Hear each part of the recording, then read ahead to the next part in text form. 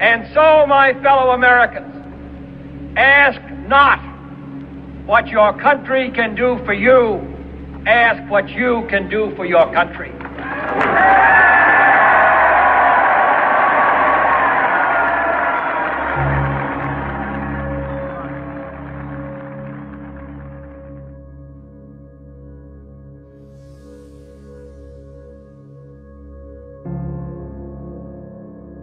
We live in the greatest country in the world. A country that was created to give every person an equal voice. A country that believed and respected its citizens. But things are much different now. This once great country of ours has lost its way. Controlled only by a few, whose greed is unparalleled. We are quickly becoming a country that consists of the haves and the have-nots. A country where the rights of its citizens are becoming a distant memory. But through all the uncertainty, there is a solution. And this year, 2013, is the year that will change the history of our country forever.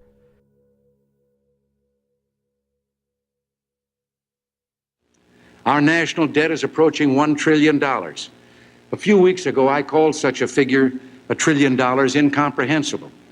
And I've been trying ever since to think of a way to illustrate how big $1 trillion really is.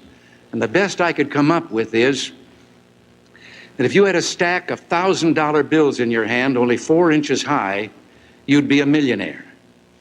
$1 trillion would be a stack of $1,000 bills 67 miles high.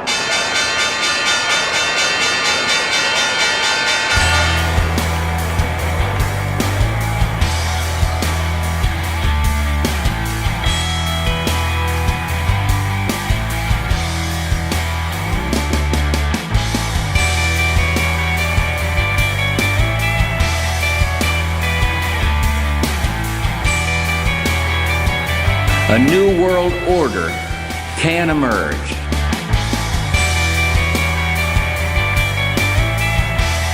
Auto sales are way up. Home sales at a record high. Business investment in equipment is growing at 7 times the rate of the previous 4 years. Shares opened at $9 and jumped to $97 on its first day of trading. I saw stocks go up 30 and 40 points a day. If you don't get on this technology boom, you're going to just be left in the dust. You're going to miss the whole thing. It means we use the mighty muscle of the federal government in combination with state and local governments to encourage owning your own home. In this amazing world of instant global communications, the free and efficient movement of capital is helping to create the greatest prosperity in human history. Real estate could be the key to your future. Houses are selling like hotcakes. Yeah, and that makes 12 straight months of positive sales. Houses with no money down, another house with no money down, 3 cars, 2 motorcycles, a boat, clothes, jewelry, vacations. It all came tumbling down. This is an extraordinary period for America's economy. Over the past few weeks, many Americans have felt anxiety about their finances and their future. Credit markets have frozen. Major financial institutions have teetered on the edge of collapse, and some have failed. The Dow traders are standing there watching in amazement, and I don't blame them. It was the worst day on Wall Street. Can't look at it after you buy it. It's so horrible. But the stock market is now down 21%. This market is as volatile as you'll ever see. I have never live looked at the Dow Jones Industrial Board and seen a 600-point loss. Let's talk about the speed with which we are watching this market deteriorate. This was 1 week, Maria. This market took 5 years to go higher. It's now down 40%. We haven't seen anything like this probably since the Great Depression, I think it's fair to say. Life, as most Americans know it, is about to change. The impact of this recession is real, and it is everywhere. We're in the last days of this country surviving. This is not a recovery, it's merely a cover-up. People are disgusted, people are upset, and yet all the news is sunny. The economy is not recovering, it's getting sicker. We are repeating the mistakes of the Great Depression. We need to bring production back to America. There's not going to be a middle class in 10 years. The class division is between the top 1% and everybody else. CEO pay soars while workers' pay stalls. Food inflation. Gas goes up, milk goes up, trains go up. How am I supposed to live? We're going to have a collapse much worse than 2008, but unfortunately, that's part of the cure. We have serious structural imbalances that need to be corrected. In response to the nationwide decision by all U.S. banks to increase interest payments on all school loans to over 16%, students gathered today to burn their student loan documents in protest. The Fed's decision last week to initiate QE6 sent commodity prices soaring, and as a direct result, we're seeing triple-digit inflation numbers in food. China's largest credit rating agency downgrades U.S. Treasuries to junk status, and Moody's downgrades the U.S. Treasury yet again. On top of that, S&P warns of another downgrade of the U.S. dollar if debt ceiling isn't raised to $25 trillion. I'll come back and they tell me you fired. And I'll say, what for? I didn't do anything. Walmart, the largest employer in America, just announced that they will be cutting 23% of their workforce. At the same time, the U.S. government is reporting an unemployment rate of higher than 14.3%, which is a 58% increase from last year's numbers. For the first time in U.S. history, a Treasury auction fell short of buyers, causing rates to spike over 11% today, its largest increase in over a decade. Panic in the bond markets has ensued. This morning, the Fed announced QE9 for $1.9 trillion, bringing the total stimulus for 2016 to $3.6 trillion. They try to claim that the stimulus bill worked, and I just look at all of the polling data and no one believes it. It's like a sugar fix, like a sugar high, fueled only by the Fed. New numbers from the government today showed unemployment rising again.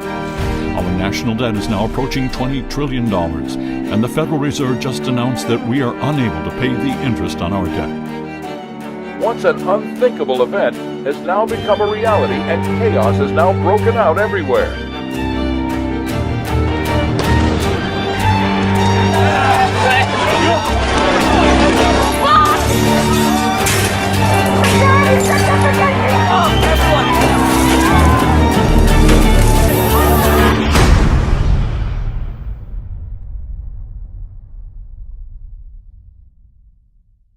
The future of our country doesn't have to look like that. The economic disease that is threatening to destroy our country is something that can no longer be ignored by any of us. Because the problem doesn't just affect a few people anymore. It affects every social class in America. However, there is a solution. But in order for it to work, you need to pay attention. Our economy, a complex creature that seems too sophisticated for many Americans to understand, is exactly how Wall Street and the financial elite want to keep it. The less you know, the more they get away with. And we don't have to look back too far from today to see it firsthand. If you remember the savings and loan scandal of the early 80s, which cost U.S. taxpayers over $124 billion, and at the time was viewed as an unthinkable amount to be used to bail out bankers who preyed upon innocent Americans, well, that figure pales in comparison to the financial crisis we just experienced. The economic collapse of 2008 was the worst since the Great Depression, and according to a new report from Better Markets, a pro-financial reform organization, the crisis cost Americans over $12.8 trillion. Tens of millions of Americans also lost their savings, their jobs, and their homes. The savings and loan crisis, which was infinitely smaller, resulted in thousands of executives going to jail for committing fraud against the American public. When trillions of dollars were lost as a direct result of the 2008 crisis, not one executive was sent to jail, and not one has been held accountable. The corruption in Washington has reached epic levels thanks to the financial sector's employment of over 3,000 lobbyists, more than 5 for each member of Congress. Even when taxpayer money was used to bail out these institutions who caused irreparable damage to our country, they refused to give us full transparency on who was receiving our hard-earned dollars. So my question to you is, will you tell the American people to whom you lent $2.2 trillion of their dollars? Will you tell us who got that money and what the terms are of those agreements? Hundreds and hundreds of banks, any bank or that has access to the U.S. Federal Reserve's discount. Will you tell us who they are? No. Recently, Frontline produced a must-see documentary called The Untouchables, which investigated why Wall Street's leaders have escaped prosecution from any fraud related to the sale of bad mortgages.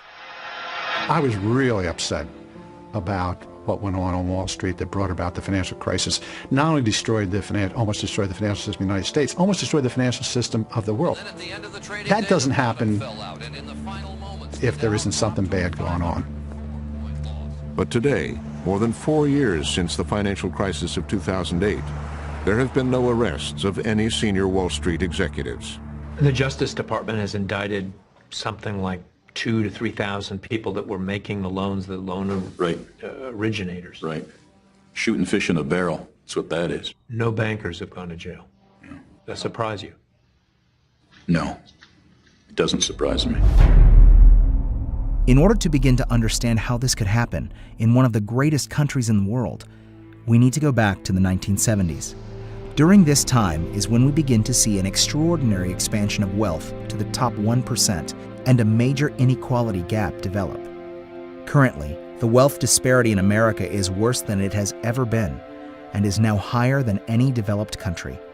For the first time in history, average Americans have less education and are less prosperous than their parents.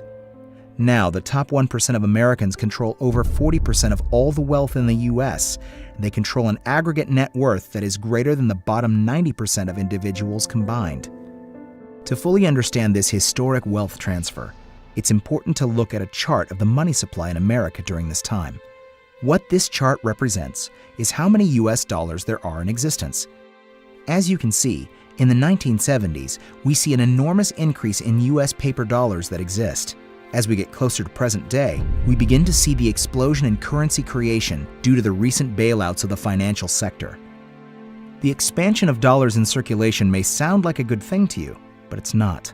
It's simply a supply and demand equation, so don't let this confuse you, and don't be intimidated by it. If there's too much of something, its value becomes less. The more money that is being printed, the less your money is worth. The less your money is worth, the more expensive things are around you. This is called inflation. And as a result, things like food, gas, clothes, and healthcare become a larger and larger portion of your monthly expenses. This is why the poor and middle class are affected the most by inflation. If the dollar's value is destroyed when more money is printed, then who wins when this happens? In a financial system that is engineered to make the rich even richer and the average stay the same, the only people who can benefit in a country that is destroying its own currency are the financial elite of the country. The Washington Post found the following. Since the 1970s, the median pay for executives at the nation's largest companies has more than quadrupled, even after adjusted for inflation. Over the same period, pay for a typical non-supervisory worker has dropped more than 10%. The abuse of our financial system has been ongoing for decades, but it has never been as blatant as it was during the 2008 collapse. As the currency supply reached extreme levels, money was flowing around the financial system like water.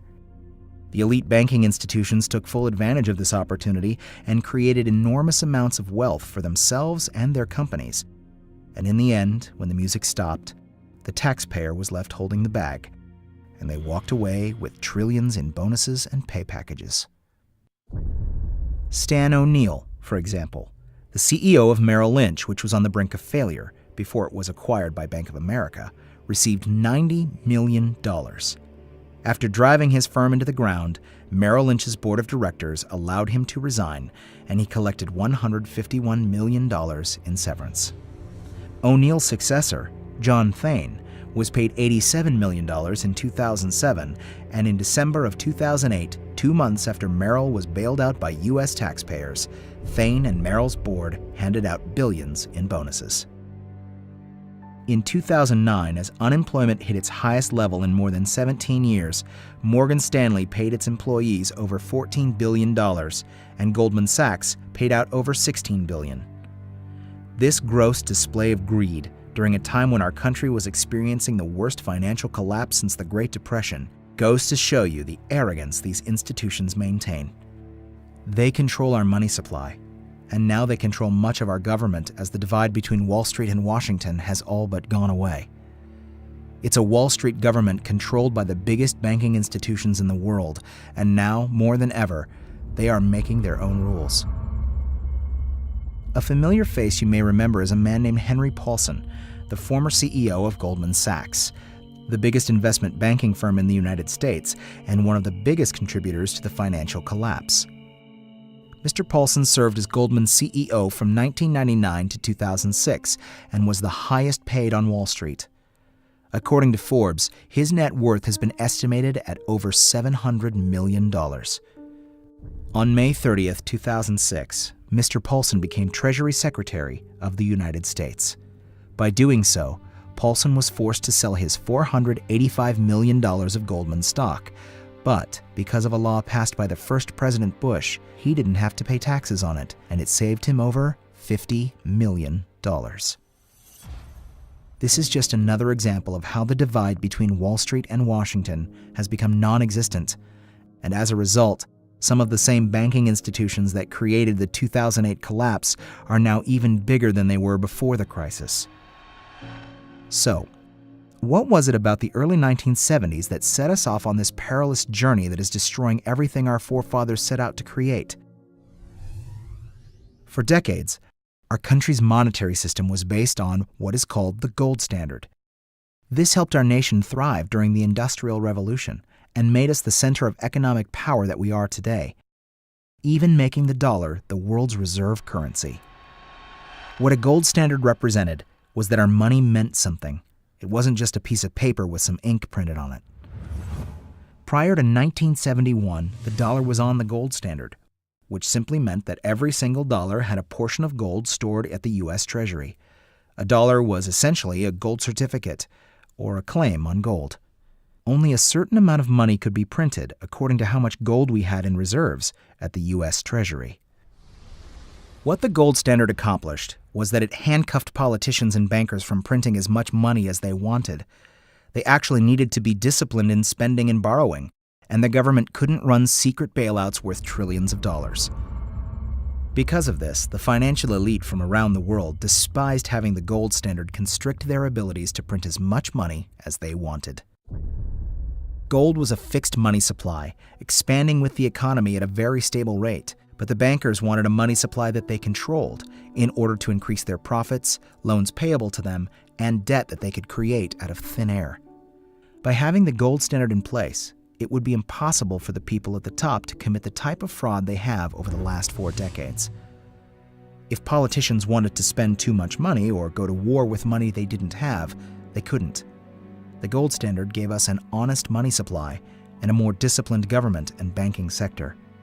However, on August 15, 1971, due to pressures from the central banks and an expansion in government, President Nixon claimed he was going to temporarily suspend the U.S. gold standard. I have directed Secretary Connally to suspend temporarily the convertibility of the dollar into gold or other reserve assets, except in amounts and conditions determined to be in the interest of monetary stability and in the best interest of the United States.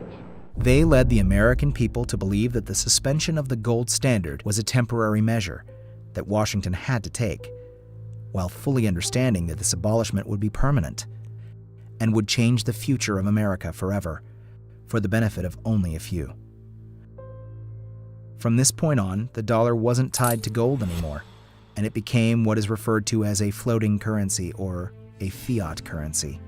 Now, with nothing constraining its creation, our money supply exploded and all bets were off. Our currency was now prisoner to a few elite banking institutions that could create money as they deemed necessary. Abolishing the gold standard was the last hurdle for the financial elite to overcome. From here on out, the money poured in for the top 1% of our country and changed the course of America forever. This destroyed the value of our currency for the majority of us, while a small percentage made fortunes. This was the beginning of the extreme divide between the rich and the poor in our country. This historic increase in our money supply created the perception of a boom, but the living standards for the majority of Americans have collapsed, while those at the top have flourished. The destruction of our dollar is why it now takes 2 incomes just to support a family. As the government continues to expand the money supply, this scenario will only get worse for the majority of Americans if we don't begin to create change now. We need to restore the gold standard and put the handcuffs back on the politicians and elite bankers so this can never happen again. If we don't act now, the end result will be the collapse of the entire middle class and complete civil chaos. If you don't believe this is an issue that affects you, think again. No matter what your occupation is, you get paid in dollars, you save in dollars, and you value your assets in dollars. This affects you whether you like it or not, and the financial elite of our country control your future. Whoever controls the volume of money in any country is absolute master of all industry and commerce. And when you realize that the entire system is very easily controlled, one way or another, by a few powerful men at the top, you will not have to be told how periods of inflation and depression originate. President Garfield was assassinated just weeks after making this statement. Without a return to the gold standard, you and your family will continue to be robbed by the financial elite of this country. We must demand a gold standard immediately and take back control of this once great nation. And here is how we're going to do it. On September 4th, 2013, we are going to deliver to the steps of Congress the biggest petition this country has ever seen that demands the return to the gold standard. This petition will be located at goldstandard2013.org and will be signed by millions of Americans, just like yourself. We are targeting some of the most influential celebrities in America to use their voices to expose the gold standard and the impact it will have for generations to come. They have the ability to spread this message to millions of Americans with a single click, and we need their help in taking this message nationwide. Then, we're going after the individuals that can help make change, the policymakers. No matter what side you're on, this is something we can all agree on. When inequality has become so apparent in this country that there are hundreds of thousands, if not millions of people demanding a solution, like restoring the gold standard, the United States government has no choice but to address the issue. We've identified the policymakers that can help make the gold standard become a reality, so we are focusing on them. On our website, we've made it easy to call them, write them directly, meet with them to get their attention. And that's what we intend to do.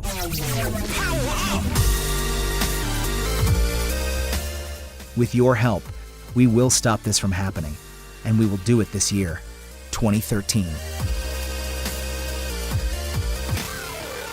We the people will post this video on every social website, blog, media outlet, message board, chat room that we can find. We will share it with everyone we know until we have blanketed the internet with this important message that exposes these criminals for what they are. Then, on September 4th, 2013, we will march to the steps of Congress and deliver to the Obama administration and to Congress one of the largest petitions this country has ever seen. This is the day we will make history. This is the day we will take back control of our country. For decades, the American financial system was stable and safe. But then something changed. Washington and the financial industry turned its back on society, corrupted our political system, and plunged the world economy into crisis, destroying many lives without remorse. It's always been that the decisions made by the people with the money and the power dictated the priorities of their government and economy. They create the future as they see it, for only the benefit of a select few. Without the gold standard constraining the mass creation of our currency, we will always be prisoners to the financial elite of this country, and that's unacceptable. We have reached a crucial time in our country's history. where what we do or don't do right now will affect every generation to come. The financial system that is designed to benefit only a select few is at the root of our crisis, and that needs to change. They will tell us that reinstating the gold standard will not work, and that the ways to solve our country's problems are too complicated for us to understand. They will tell us that they will make the right choices to create change, and that from here on out, everything will be fine. Yet at the same time, they will spend billions fighting reform. But now, we are more connected and more powerful than ever, and we will fight for equality for every social class in America. It's turning the system upside down, and it changes everything. Restoring the gold standard won't be easy, but if we succeed, we will have saved the future of our country for ourselves, our children, and for future generations. And that's worth fighting for.